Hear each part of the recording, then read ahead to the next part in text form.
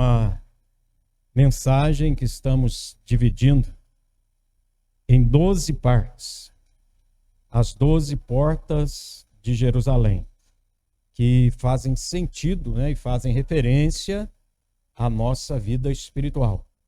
Hoje nós vamos ler Neemias, livro de Neemias. Nós ficamos esse mês inteiro, olhando esse livro e estudando sobre esse livro. Mês passado, aliás, hoje já começa mês de fevereiro. Nós ficamos o mês passado, todos os dias quase, de culto, de oração, sempre dentro desse livro. E hoje nós vamos ler e olhar sobre a porta da fonte, que está em Neemias, capítulo de número 3, versículo de número 15. Neemias, capítulo de número 3. Você que está com a sua Bíblia, se tiver alguém sem Bíblia, chega perto dessa pessoa para estar lendo a palavra de Deus. Capítulo 3, Neemias, versículo 15. Hoje nós vamos falar sobre a porta da fonte. Nós estamos estudando, irmãos, essas áreas na nossa vida, e você prestando atenção, você vai ver que essa porta, são 12 portas nesse livro. Essa porta também tem uma recomendação para trancar ela com ferrolhos e trancas. Nem todas que nós vamos ver mês após mês tem essa recomendação. A primeira que vimos, a porta velha, lá no texto estava para restaurar e trancar ela com ferrolhos e trancas. Aqui também diz o seguinte, Neemias capítulo 3, versículo 15. A porta da fonte foi reconstruída por Salum, filho de Col-Rose, governador do distrito de Mispá. Colocou as vigas e pôs as folhas da porta no lugar, com seus ferrolhos e trancas. Reconstruiu também o muro do tanque de Siloé, do jardim do rei, até os degraus que descem da cidade de Davi. Amém? Vamos orar. Ore ao Senhor nesse momento, para Deus acalmar, aquietar seu coração, para você reter tudo que é bom nessa noite, em nome de Jesus. Senhor nosso Deus e nosso Pai, nós te pedimos agora que a bondade, a misericórdia e o conhecimento do Espírito Santo tome cada mente agora, cada coração, em nome de Jesus, ó Deus, repreendendo toda e qualquer dispersão que porventura o nosso adversário venha a causar. Que o Senhor, ó Deus, abra os olhos do coração, da mente, os olhos espirituais, para que a tua palavra, ó Deus, encontre lugar em nosso coração, em nome de Jesus. Amém? Pode se assentar, irmãos. Como nós já falamos no mês passado, isso aqui é uma sequência de mensagens. Então, se você porventura perder alguma, vai estar lá no site da igreja, no canal da igreja. Nós estamos gravando e deixando lá. Então, é uma mensagem dessa por mês, para que nós entremos no mesmo espírito de Neemias, quando ele olha para Israel, para o povo de Deus, que era um povo bem-aventurado, um povo abençoado por Deus, uma nação santa, um sacerdócio real, que agora estava vivendo em cativeiro. Estava destituído de todas as suas bênçãos, vivendo como miseráveis em uma terra estranha e cativos. Então Deus levanta Neemias para fazer uma grande obra, para restaurar a identidade de Israel e a espiritualidade do povo. A primeira porta que nós vimos e falamos sobre ela foi a porta velha, mostrando que as coisas velhas tinham passado e que agora Neemias estava restaurando, fazendo tudo novo, assim como Deus fez na nossa vida. 1 Coríntios, 2 Coríntios, aliás, diz que as coisas velhas já passaram e eis que tudo se fez novo. Então é algo novo. Nós lemos aqui na abertura do culto que todos os nossos pecados foram perdoados através da cruz de Cristo, que ele pegou todo o escrito de dívida que era contra nós e encravou esse escrito de dívida na cruz, expondo ao desprezo principados e potestades. Essa é a linguagem do Novo Testamento. E era isso que Neemias ia fazer aqui no Antigo Testamento. Os inimigos aqui eram pessoais. E lembrando você, nós falamos de portas que, para nós, como também para qualquer área espiritual, seja o satanismo, a feitiçaria, a macumbaria, o que eles chamarem, em questão entre o homem e a divindade. Esse acesso é aberto por portais. No mundo espiritual se abre portais para que eles comuniquem com suas divindades. No mundo espiritual que nós vivemos, a porta é Cristo. Se entra nesse mundo espiritual de Deus pela porta. E Jesus diz que ele é a porta. E não somente a porta, ele é o caminho, a verdade e a vida. E ele diz: eu sou a porta, aquele que entra por mim, entrará e sairá e encontrará pastagem, porque ele é o bom pastor. Então, essa porta para nós está aberta. Agora, o que nós temos que fazer com as demais, que também em algumas áreas continuam abertas? Fechá-las. Colocar trancas e ferrolhos. Como nós lemos aqui, a porta da fonte, ela foi selada também com trancas e ferrolhos. Essa porta da fonte é encontrada aqui em Neemias e eu vou lembrar você vai recordar de uma passagem bíblica. Passando por essa porta, dava-se diante do tanque em Jerusalém, que chamava-se e chama Tanque de Siloé, onde em João capítulo 9, Jesus curou um cego de nascença, cuspindo no chão, fazendo lodo no chão, colocando nos olhos dele e pedindo a ele que ele se lavasse no tanque de Siloé. Por que Jesus fez isso? Claro que existem muitas outras interpretações, mas uma delas, dentro do contexto, é que esse cego não poderia passar por aquela porta. Porque aquela porta era lugar aonde passava pessoas que eram perfeitas. Pessoas que não tinham nenhuma situação que complicasse eles diante da lei. E a cegueira era uma delas. Naquele tanque se lavava os sacerdotes. Naquele tanque se lavava os levitas. Aquele era um tanque bem preparado na entrada dessa porta para a purificação de sacerdotes, levitas e outros religiosos. Aquele cego jamais poderia lavar-se naquele tanque. Mas Jesus, falando com ele, ele foi e quando ele se lavou naquele tanque, ele foi capacitado para entrar no templo pela primeira vez na sua vida. Porque a partir do momento que ele se lava naquele tanque, ele não é mais cego. Ele volta a ver. A sua cegueira física e no intuito de provocar os religiosos, a cegueira espiritual daquele cego se tornou agora purificada, porque ele pôde estar em perfeito estado dentro do templo. Agora, ele não era proibido mais. Portanto, se você ler o capítulo 9, você vai entrar em choque até com os fariseus.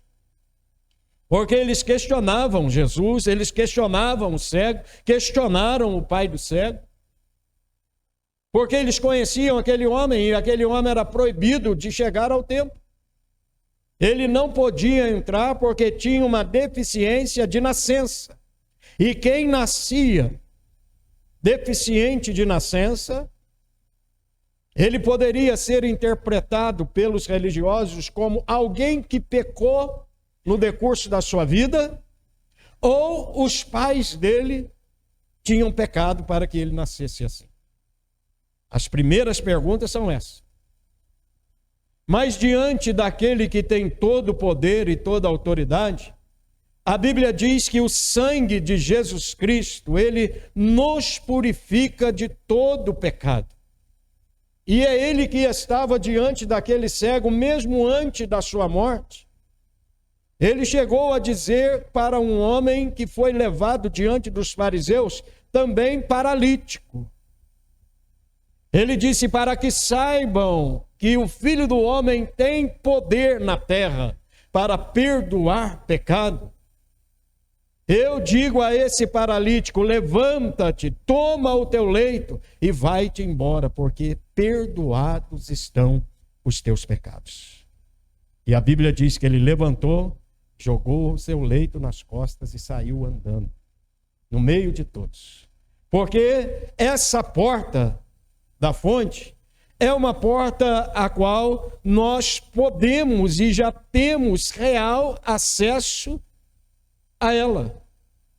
Porque uma vez que nós estamos purificados do nosso pecado, nós precisamos entender a grandeza dessa porta que foi aberta. Porque se nós entendermos a grandeza e as possibilidades que nós temos diante dessa porta, nós vamos esquecer das acusações que o diabo faz quando a gente erra. Nós vamos esquecer das afrontas que o diabo às vezes lança na nossa mente, querendo trazer as consequências de coisas erradas que nós fizemos antes de Cristo sobre a nossa vida hoje. Se nós tomarmos posse de tudo o que está por detrás ou adentro dessa porta, nós verdadeiramente seremos mais do que vencedores. Nada poderá te deter. Nenhuma situação adversa poderá tirar sua alegria, sua felicidade ou parar a sua vida espiritual. Porque dessa porta para dentro é só alegria, é só satisfação, é só bênção. E é isso que eu quero mostrar para você hoje. Dessa porta para fora é só tristeza, é só amargura, é só miséria, é só insatisfação, é só medo, é só insegurança.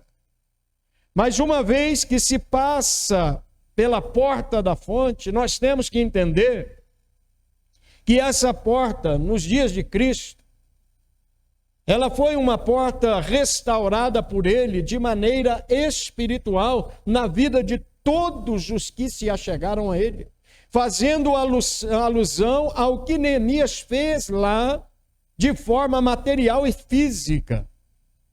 Os ferrolhos e trancas somos nós que colocamos. E não podemos brincar, nem ignorar as investidas do nosso adversário para que não tranquemos essa porta.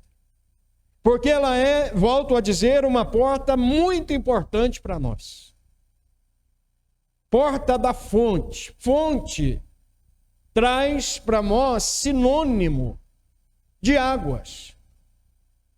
E algo muito precioso para Israel no seu tempo era água. Porque você sabe que a situação no Oriente não é a mesma nossa. Nós não temos aqui desertos, nós não temos terra seca, Mas a nação de Israel, se ela obtivesse um espaço de terra e não tivesse um poço de água, eles não poderiam fazer nada. A não ser quando Deus os abençoava com chuva sobre as suas colheitas. Então, terra sem água, sem fonte, não tem como eles dizerem que aquela terra era abençoada. E basta você pegar a sua Bíblia e começar a ler Gênesis. Abraão cavou poços de água. Isaac cavou poços de água. Jacó cavou poços de água. E a Bíblia no Novo Testamento nos lembra, no capítulo 4, de uma mulher samaritana que estava pegando água no poço de Jacó. Fonte de água.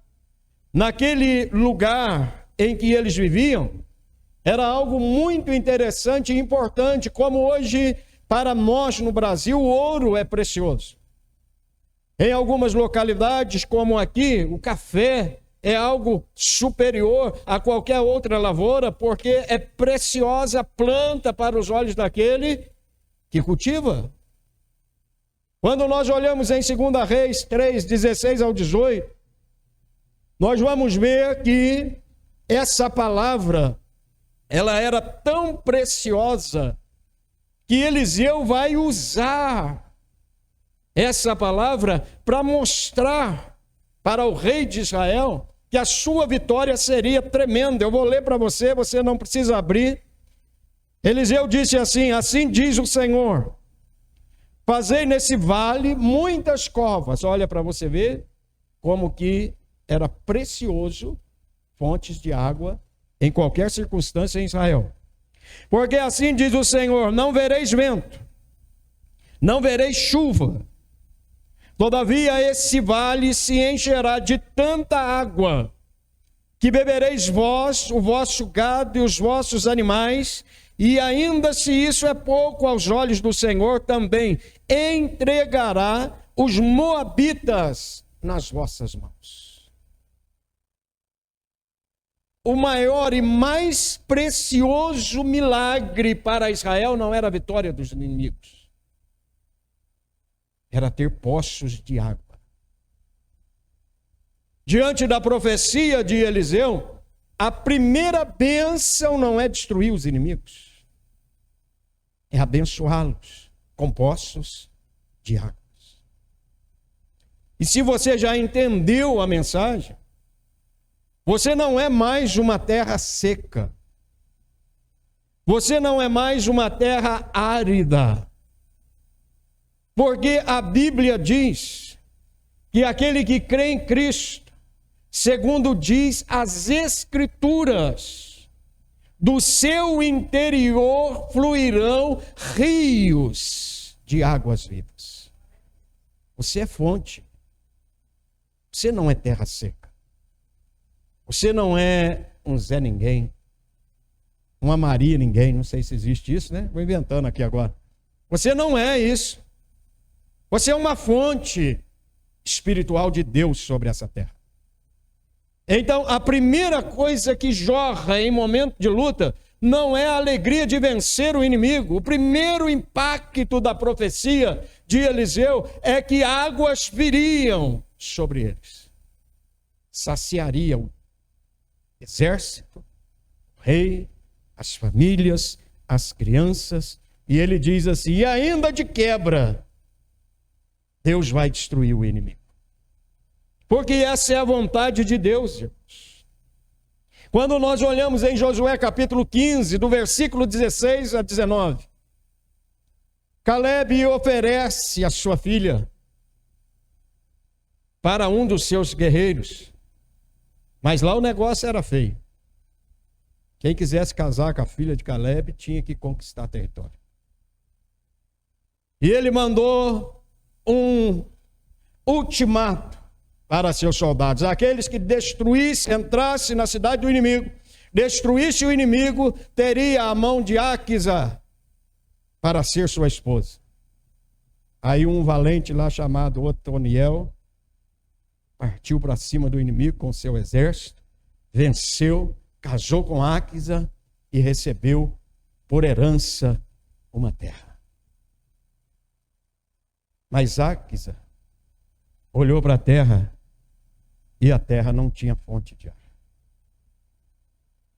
Então ela incomodou o seu marido, diz o texto.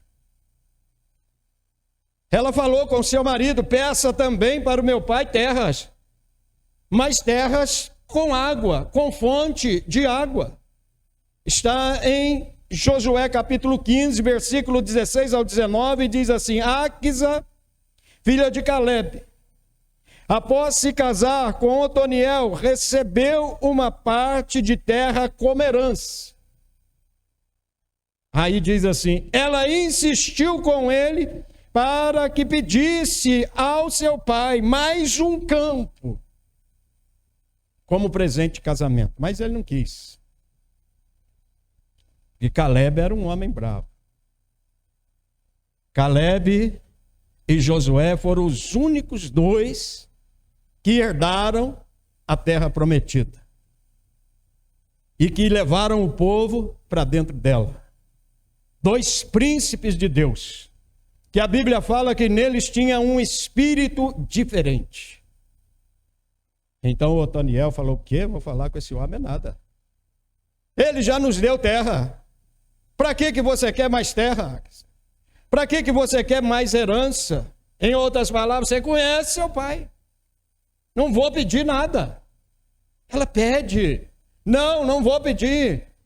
Então ela pega o pai dela num dia daquele que ele está feliz. E ela desceu do jumento para falar com seu pai Calebe. Ele perguntou: o que posso fazer por você?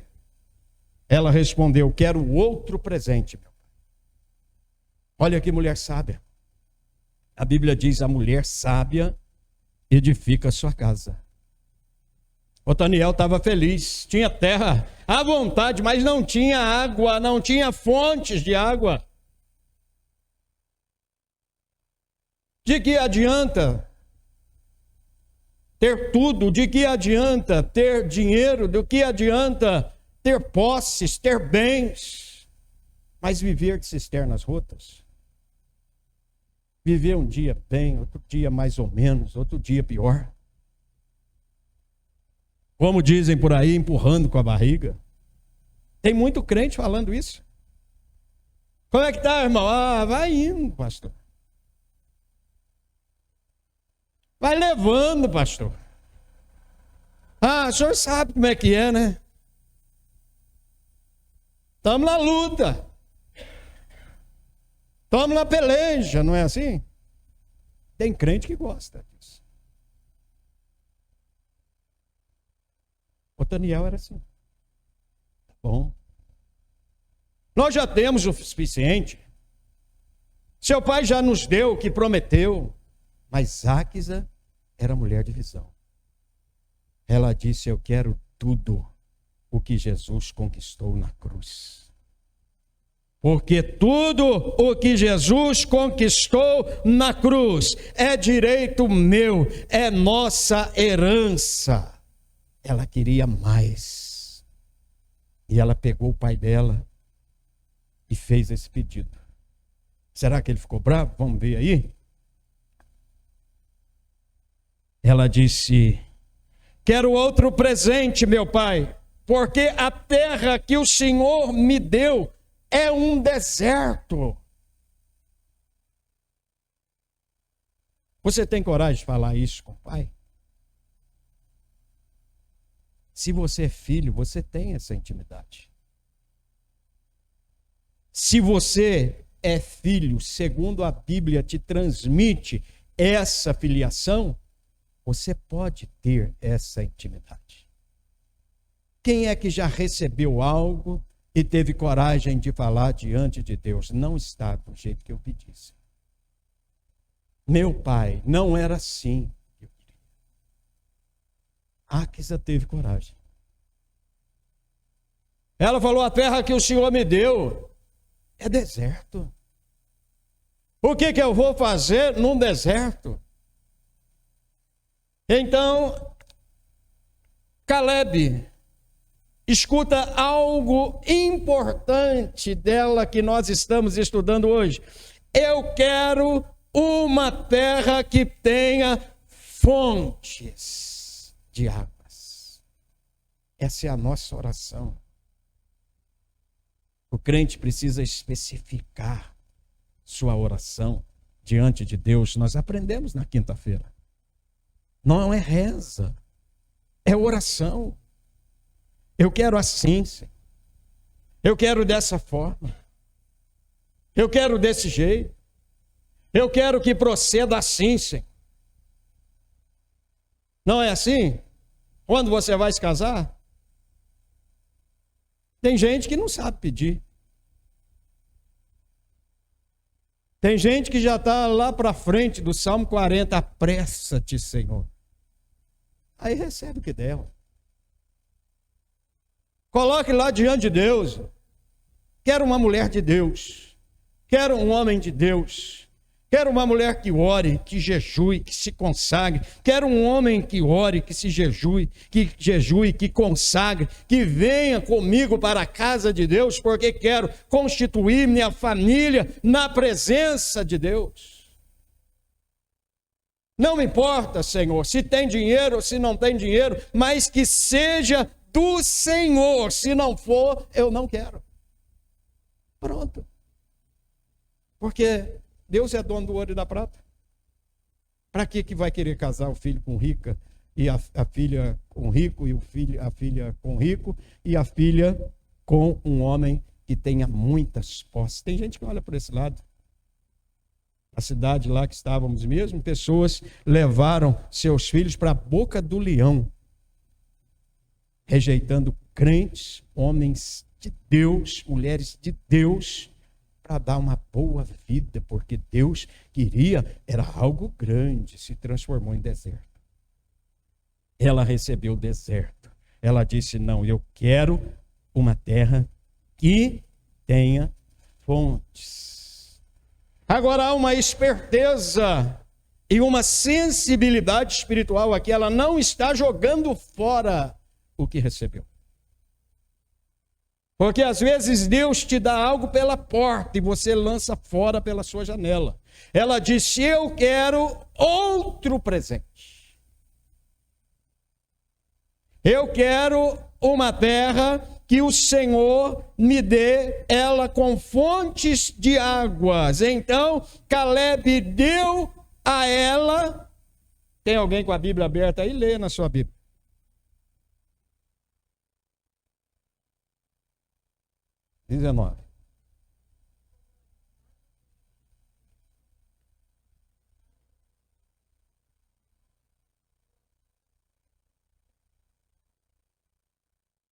Tem significado para você isso aí? Não te lembra Efésios, capítulo de número 1, versículo 3? Ele tem nos abençoado com toda sorte de bênçãos espirituais nas regiões celestiais em Cristo. Fontes superiores, bênção espiritual. Fontes inferiores, bênção terrena. Tudo 100% na vida do crente. Mulher esperta, mulher de Deus. Mulher que reconhecia o ministério, a vida que o Pai tinha com Deus, e ela disse, não quero terra deserta. Eu quero uma terra com fontes. Como diz até a palavra de Deus, nós podemos utilizar o verbo procedestes bem, filha boa e fiel.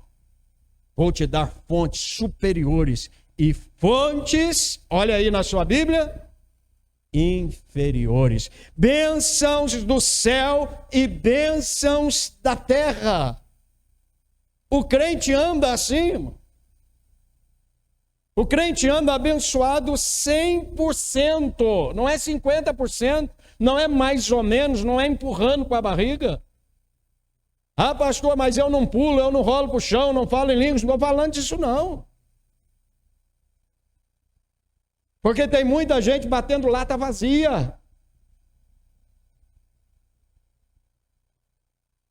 Estou falando de bênçãos sem medida.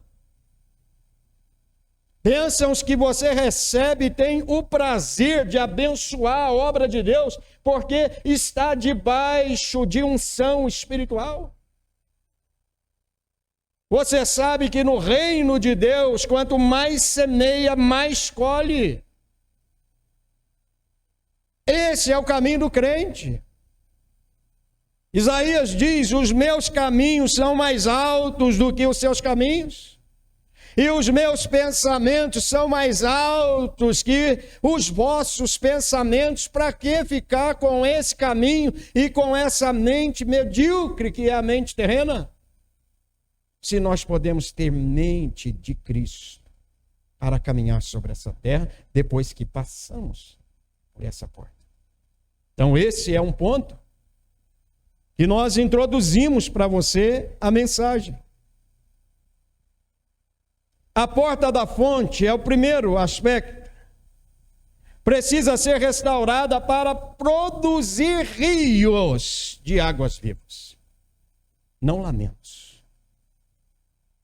Não murmurações. Teve um pastor amigo meu que me ligou essa semana passada, conversando comigo. A igreja dele ficou com um membro. Teve um racha. Um membro. Família dele, mais um membro.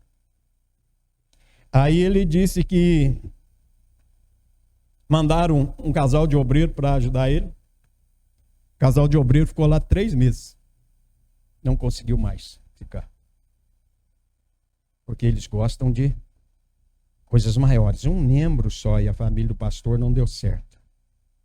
Mas ele falou que eles saíram de lá com uma experiência muito grande.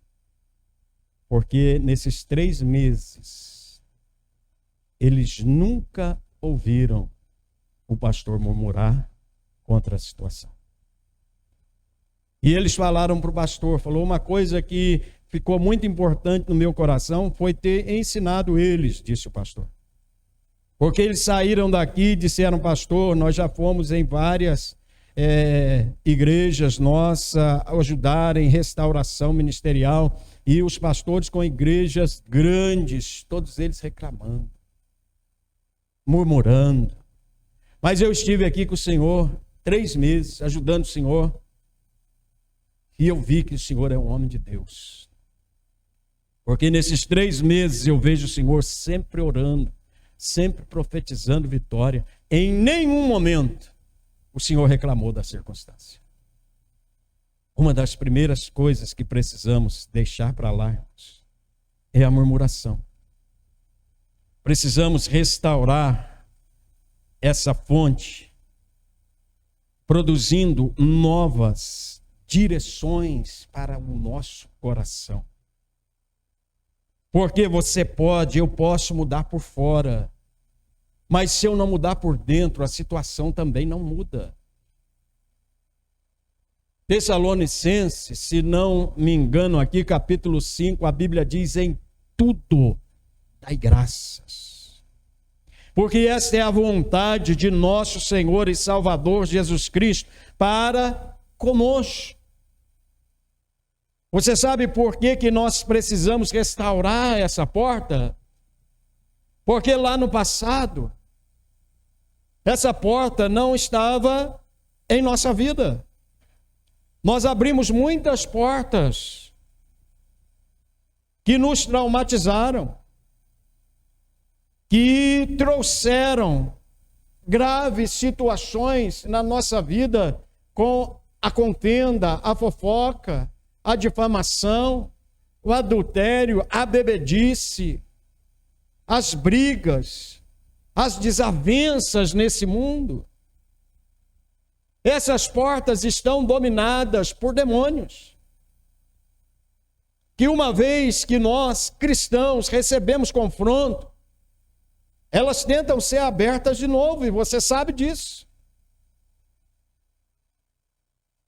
A primeira coisa que vem é reagir àquele confronto de maneira antiga, porque quem está dominando essas portas Ainda é a velha natureza, e ela, na sua velha natureza, nós agíamos impulsionados por demônios. Por isso você está vendo aí tantos e tantos comerciais e até avisos e colocações de crentes que estão até ao ponto de um matar o outro. Reações da velha natureza. Portas abertas que causaram feridas emocionais, e quando essas feridas são atingidas, o nosso revide é carnal. Iramos, queremos tirar a limpo, queremos revidar na mesma moeda, abandonamos igreja, saímos de ministério, porque fomos fragilizados ali, e ali tem um espírito falante continuamente na vida do cristão. Pisou no pé dele, aí o pastor já não presta, a igreja não presta, o irmão não presta, nada mais presta. Mas ele sai de um lado para o outro sem restaurar essa porta. Dali a pouco, eu costumei esses dias a dizer isso, me veio à mente, o diabo descobre o endereço dele e vai lá fazer uma visita para ele, porque são portas que precisam ser restauradas, renovadas por Deus. Porque senão nós ficamos apenas com uma roupagem nova, mas com as portas velhas. Aí é fácil dizer, como uma vez um crente aqui disse, que ele era convertido, mas essa mão aqui não era não. Numa contenda, numa desavença com outro. Existem muitos crentes travados por causa de fontes antigas, que ainda produzem situações antigas na nova vida cristã. Não é porque não tem Cristo, não é porque não vai ser salvo, não estamos falando, e não leve por esse lado de salvação, não. Você é salvo, amém? Mas você pode ser um sal, como uma fonte, um rio de águas vivas nessa terra. Então, existem muitos crentes que Tiago diz assim, ó, capítulo 3, versículo 11. Por acaso uma fonte pode jorrar do mesmo manancial água doce e água amarga? Pode. No sentido que estamos vivendo e que Tiago está escrevendo o capítulo 3, ele está afirmando que pode. Porque o contexto do capítulo 3 é a boca do cristão. É a maneira do cristão viver. É a maneira dele interpretar a sua vida cristã. Não precisa falar mais, que eu creio que na sua mente aí já pode ter vindo vários casos que estão especificados aí pela internet afora. Ah, mas aconteceu aquilo porque não era crente e nunca conheceu Jesus. Não, irmãos, é porque não fechou essas fontes. Talvez até já foi uma fonte que jorrou muita água doce, mas enfraqueceu na fé. E quando nós enfraquecemos na fé, o que a gente tem que fazer? Vigiar com as fontes velhas. Porque o gosto muda, a vida muda, o temperamento dentro de casa muda, a condição espiritual muda, a vida com a igreja, com os cultos, com a oração, com a palavra, com Jesus muda. Porque começamos a beber das fontes velhas. Então é nesse momento que Tiago diz que uma fonte que já foi nova, que já foi de água doce, um manancial de água doce, pode se tornar um manancial de água amarga. Então nós precisamos restaurar isso na nossa vida. Nós precisamos superar os traumas passados. E quem é que faz isso? É Deus, é o Espírito Santo. Ele é a água da fonte nova que vai limpar tudo isso da nossa vida. Toda vez que essas ideias, esses temperamentos, essas vontades, esses desejos quiserem tomar conta da sua nova vida, invoque esse que é todo-poderoso para fazer muito mais além daquilo que pedimos ou pensamos. Se humilhe diante desse que é todo-poderoso para fazer tudo isso e mergulhe no tanque de Siloé para que todas essas mazelas vão embora e você mantenha a sua posição de crente espiritual, de crente fiel, de levar o desaforo, sim, às vezes para casa e colocar diante do altar de Deus e falar: Deus, cura esse meu coração, Deus, cura esse meu temperamento, Deus, me ensina a perdoar, me ensina a suportar uns aos outros, para que eu seja fonte de águas vivas. Porque se começar a jorrar essa água amarga, esse véu, na sua nova natureza, ela contamina tudo. Então a primeira coisa é restaurar essa porta. A porta da fonte foi aonde nós acabamos de dizer, teve a restauração de um cego. E essa restauração significa libertação do passado de miséria. Libertação do passado de traumas. Irmãos, eu conheço muitos cristãos e louvado seja Deus, Deus nos levou a trabalhar muito nessa área de restauração de cristãos traumatizados. Pessoas que chegam a se casar e não conseguem ter relação com o marido porque foi violentado pelo pai. Homens que não conseguem tomar sua posição de sacerdote do lar porque na sua família antiga quem mandava era a mãe. Então isso é algo muito sério. É uma vida toda. É uma vida inteira. E hoje você vê que aquela pessoa, ela tem na Bíblia como sendo ela o cabeça do lar, mas ela não consegue. Porque ela trouxe uma linhagem espiritual na sua família antiga, aonde a mãe mandava no lar, mandava nos filhos, mandava no marido, mandava nos negócios, mandava no dinheiro. Então, ele serve. Ele se coloca como um pai, como um marido, mas esse princípio de autoridade, todas as vezes, quem toma é a mulher. Quando isso combina certinho, tudo bem. Mas o princípio é restaurar essa autoridade. Não é para começar a subjugar a esposa, não, é restaurar sua posição de sacerdote.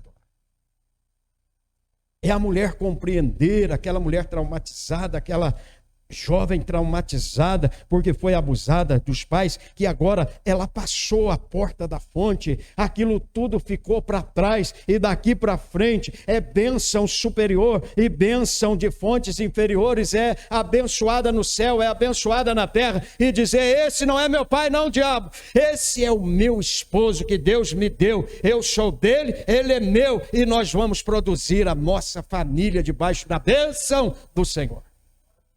É assim que se vence. Aí você fala: ele vai parar de falar. Não, ele vai voltar a falar. E aí Neemias diz: por quantas vezes eles vieram falar comigo, eu sempre dei a mesma resposta: estou fazendo grande obra. É assim que se luta no mundo espiritual. É assim. Porque o diabo é um psicólogo por excelência. Ele te convence. Ele me convence se eu deixar. Ele insiste tanto comigo e com você, que daqui a pouco é capaz de sair alguém desse culto aqui, embora com o irmão, contando suas mazelas. Não leva a nada. Entra de um jeito e sai do mesmo jeito. Quantas vezes ele quer convencer você que você não é crente nada? Que sua oração não é ouvida? Por que ele faz isso? Lembrando o teu passado. Tem um pastor que diz uma mensagem muito forte: quando ele te lembrar do seu passado, lembra do futuro dele, que é o lago de fogo e enxofre. É assim que nós vencemos, irmãos. É bebendo de fontes superiores e fontes inferiores. Tito, capítulo 3, versículos 5 e 6 diz assim: que não por obras de justiça praticadas por nós, mas segundo a sua misericórdia, ele nos lavou mediante o lavar regenerador e renovador do Espírito Santo, que ele derramou sobre nós ricamente por meio de Jesus Cristo, nosso Senhor. É esse Deus que nós servimos, não tem diferença para nenhum Deus aí que eles colocam, porque, o pastor é isso, o fulano é aquilo, o ciclano é aquilo. Não, você é um filho de Deus, a mesma herança deles é sua. Basta você usar. A parábola do filho pródigo mostra o quê? 2 filhos na mesma casa. Um se revolta com o tratamento que recebia ali em casa, queria farra, queria fazer as coisas conforme aquilo que ele desejava fazer. Ele se ausenta do lar, pede a sua herança antecipada e vai embora. Uma sabedoria paterna é inspirada naquela escritura. O pai não fecha a porta para o filho que sai. Ele quer ir embora, ele vai. Mas deixa a porta aberta para quando ele quiser voltar. Ali, a escritura não diz que o pai falou assim: você vai, mas aqui nessa casa você não pisa mais. Pode ir, mas esquece que tem família. Não é assim? Não faça isso. Quer ir embora, deixa aí. Mas deixa a porta aberta. Porque lá fora, lá no mundo, ele conheceu a miséria. Ele queria se alimentar da comida que os porcos comiam. E a Bíblia diz: caindo em si, ele lembrou da casa do pai. E ele disse: eu voltarei para a casa de meu pai. Porque lá, até os empregados do meu pai comem melhor do que isso. E ele volta, e a Bíblia diz que o pai, vendo-o de longe, vai de encontro a ele. E ele vai pelo caminho pensando: eu vou chegar, eu vou dizer para o meu pai: eu pequei, pai, eu agi errado com o Senhor, eu desrespeitei o Senhor, eu me levantei contra a sua autoridade, eu não fui fiel, eu não fui um filho que o Senhor queria que eu fosse, perdoa-me. Quando ele abre a boca, o pai dele: cala aí. Não precisa isso. Tem gente que gosta disso. Que você se humilhe, que fique ali, preso. Tem marido que escraviza a esposa nisso, tem esposa que escraviza o marido nisso, tem filho que quer ouvir isso do pai porque senão não faz, teimoso. Tem pai que quer ouvir isso do filho porque senão não perdoa. O pai falou: esquece o que você fez. Eu preparei, foi uma festa para você. Porque você estava perdido e foi achado. Fez uma festa. Escolhe aí o melhor bezerro. Porque o meu filho estava perdido, ele voltou. Escolhe para ele as melhores roupas. Põe anel no dedo. Para simbolizar a nova identidade. A porta estava sempre aberta. Isso causou indignação no filho que ficou. Porque às vezes a gente está indignado por quem saiu, mas perde todas as bênçãos que temos dentro de casa. O filho que ficou indignado.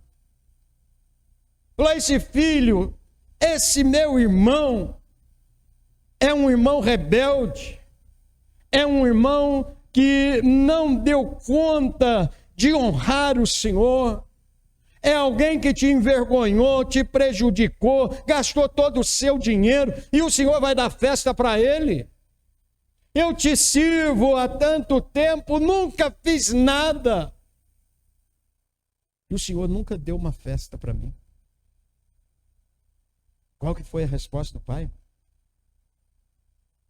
Meu filho, tudo isso é seu. Você não pegou o bezerro cevado e não fez um churrasco porque não quis. É seu. Você não mandou fazer um anel de ouro e não colocou no seu dedo porque não quis. É seu. Você não mandou fazer as melhores roupas para você porque você nunca quis desfrutar do que é seu. Está entendendo, crente? Tem muita bênção que é sua, que é nossa, que nós temos que tomar posse enquanto estamos diante de Deus para nós. Não ficar olhando lá para fora, não ficar julgando quem saiu, quem vai voltar, ou se não vai voltar, ou porque está passando por aquilo. Tome posse de tudo que Deus tem te entregado aqui. Porque de repente aquele filho volta. Deus levanta ele e você fica aí no banco. Aí não adianta falar. Aí não adianta resmungar.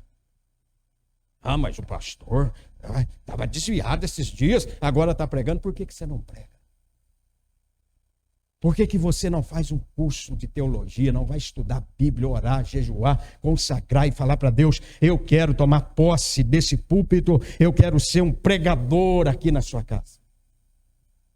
Ah, mas estava desviado, estava lá na festa, estava bebendo, agora voltou para a igreja. Está cantando. Por que você não canta? Por que você não se prepara para isso? Porque se for reclamar diante de Deus, a resposta vai ser essa. Tudo isso também é seu, filho. Você teve tudo isso.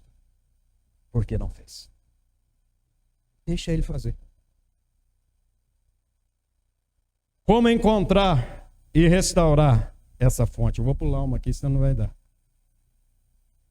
Isaac cavou vários poços e eles foram entulhados. Ele cavava um poço, Abimeleque mandava os seus homens entulhar o poço. Isaac não brigava, ele ia para frente e cavava outro. Sabe por quê? Vocês sabem, né? Sabe ou não? É só para frente. Para trás, nem para tomar galeio. É só para frente. O crente que olha só para frente, ele não perde seu rumo. Entulhava um poço, ele cavava outro. Entulhava um poço, ele cavava outro. Entulhava outro, ele cavava outro. Até que os homens de Isaac disseram: conseguimos o poço. E esse poço não foi entulhado.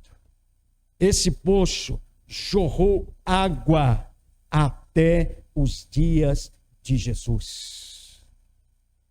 É o poço chamado Poço de Jacó.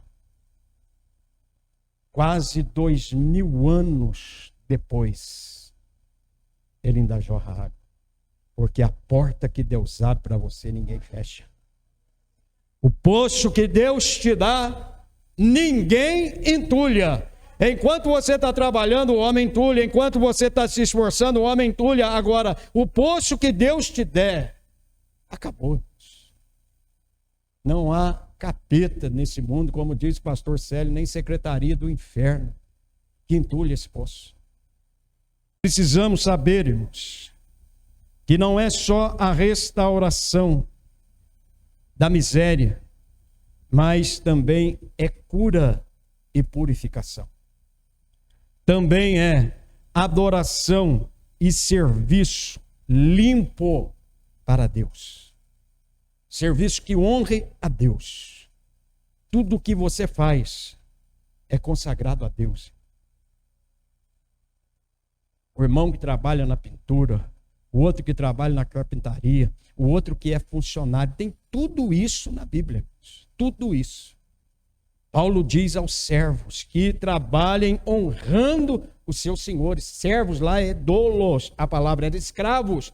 Paulo diz: sirvam os seus senhores não somente à vista, mas quando também estiverem longe, sirvam a eles como estiverem servindo a Cristo. Tudo que você fizer. Não é chegar no trabalho de manhã e ficar reclamando do trabalho, ficar reclamando da vida, ficar reclamando do dinheiro que recebe, ficar reclamando do patrão, ficar reclamando do funcionário que trabalha ao lado. Dê graças a Deus que você tem um trabalho para amanhã cedo ir para ele e ganhar o seu dinheiro. A porta que Deus te abriu não é a porta que o diabo vai fechar, não. É a porta que você pediu para Deus. Honre essa porta. Pelo amor de Deus. Pelas misericórdias de Deus, honre essa porta que você pediu a Deus em oração. Não é o diabo que vai fechar, não é as pessoas que estão em redor que vai fechar, não. Porque se fechar esse poço, você vai ter que cavar outra. Honre essa porta. Agradeça a Deus, faça a diferença lá, seja fonte de águas vivas lá. Seja um rio de águas vivas lá. Porque aonde você põe a mão, o que você faz é diferente, irmão. É abençoado por Deus. É diferente. Sirva lá com alegria, com satisfação. Receba pelo seu serviço, consagre ao Senhor. E fala: Deus, obrigado por essa porta da fonte. Porque tudo que eu faço, o Senhor abençoa. E é isso que a Bíblia diz. Aonde Isaac, Abraão, Jacó e tantos outros servos de Deus colocavam a planta dos seus pés, Deus abençoava. Por quê? Porque Deus anda com você. Você é templo do Espírito Santo. Eu trabalhei no meio de 17 homens. Imagine você a segunda-feira minha. Só eu de crente. E mais um. Agora, os 17 estiveram na igreja. Foram ver um culto, assistir um culto. Um deles ficou até hoje. Irmão de Vila. Sabe por quê? Eu era fonte ali. Chegavam falando de pingaiada, de mulherada, de situação, fazia aquela algazarra só para me confrontar. E eu lá, o meu Walkman, né? Na época era um Walkman, um hino de louvor tocando, minha máquina cheia de versículos bíblicos e trabalhando mais que todo mundo. Na época ganhava 9,5 salários por mês. Era o melhor tecelão da cidade. Eles viram a minha vida antes, viram a minha vida depois. Sabe o que eles fizeram? Pararam de bagunça. Meu patrão tirou a máquina lá de dentro e falou: você não merece ficar aí não, vem para cá. Colocou a minha máquina na porta do escritório dele. Eles começaram a passar e ver aquilo, começaram a vir para a igreja. Aí um dia eu entrei lá, aí estava um lá que era feiticeiro. Ele estava convidando todo mundo para ir numa festa de São Cosme e Damião. Aí eu falei: eu também vou lá, você não vai me convidar? Ele falou: você está convidado. A hora que ele falou isso, eu gelei por dentro. Eu tinha uns 6 meses de conversão.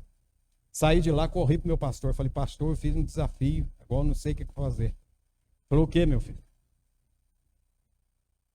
Eu fui lá mexer com o macumbeiro. E o macumbeiro aceitou o desafio. Falou: meu Deus do céu, O que você fez? Eu falei, não, eu falei que eu vou lá na festa dele lá e não vai descer nenhum demônio lá nesse dia. Lá. Falou, agora ele falou que ia para mim ir. Ele falou, nós vamos para a igreja em oração, você vai. Passou segunda-feira, né? Eu fui lá, conversei com ele, tudo. Na terça, ele já passou perto de mim, todo... Era um morenão, fortão, grande. Sexta-feira, hein? Falei, sexta-feira nós estamos lá e não vai ter festa lá não, hein? Aqui tem café no bule. Passou de novo na quarta-feira, convidando todo mundo, falando daquelas coiseiras lá dentro. E ele falou, estamos firmes lá? Me chamava pelo apelido. Falei, firme e forte. E não vai ter festa lá. Quando foi na quinta-feira, ele já passou quieto. Na sexta-feira, ele entrou calado. Saiu para almoçar calado. Voltou do almoço, eu falei para ele, é hoje. Ele andou um pouquinho para frente, voltou. Você não pode ir lá. Eu falei, não posso? Por quê? Ele falou, isso que eu quero saber. Por que você não pode? Eu falei, vamos ali na casa do Redevelo comigo que eu vou te mostrar por quê. Ele falou, vamos. Fazer uma oração para você. Ele falou, pode ir. Eu já fui na igreja tal, eu já fui lá na outra, e a hora que nós der a mão lá, eu vou saber até o que vocês estão pensando. Eu falei, então vamos lá dar a mão. Demos a mão lá, caiu o processo. Deus libertou ele, estudou teologia e se formou pastor.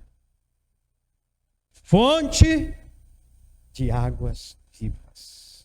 Por que que não pode? Porque nós somos fontes, rios de águas vivas. Somos do Senhor, somos um jardim regado por Deus, pelas fontes de águas vivas, como diz aqui, Neemias 3,15, a área referida a jardim, olha bem, diz aqui, Neemias 3,15, olha aí na sua Bíblia. Pega do ponto em onde diz, colocou as vigas e pôs as folhas da porta no lugar com seus ferrolhos e trancas. Reconstruiu também o muro do tanque de Siloé, do jardim do rei, até os degraus que descem da cidade de Davi. Agora o hebraico tem duas vertentes para esse jardim do rei. Aqui poderia ser geometricamente falando, o túmulo do rei, aonde se enterravam os reis. Próximo à escada que descia para a cidade de Davi. Sendo túmulo, aqui é um lugar onde são reservados para os valentes de Davi.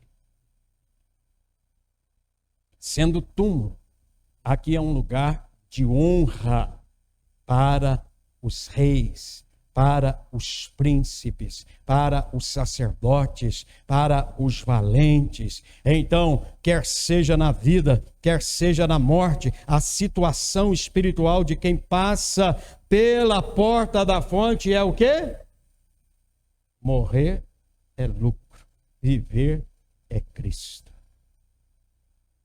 É isso. Sendo um jardim,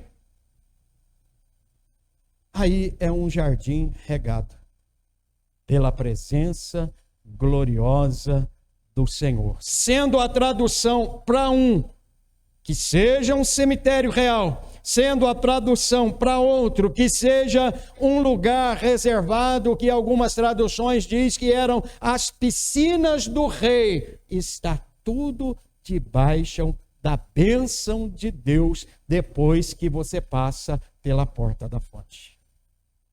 É como o salmista diz, mal nenhum te sucederá, praga alguma chegará à sua tenda. 1000 cairão ao teu lado, 10.000 à tua direita, porém tu não serás atingido. Tome posse disso para a sua vida. Você não é qualquer um mais. Você não é qualquer uma mais. Quando alguém te chamar lá pelo apelido, ou pela forma antiga de viver, fala para ele, esse aí já morreu. Agora quem está aqui é a filha do rei.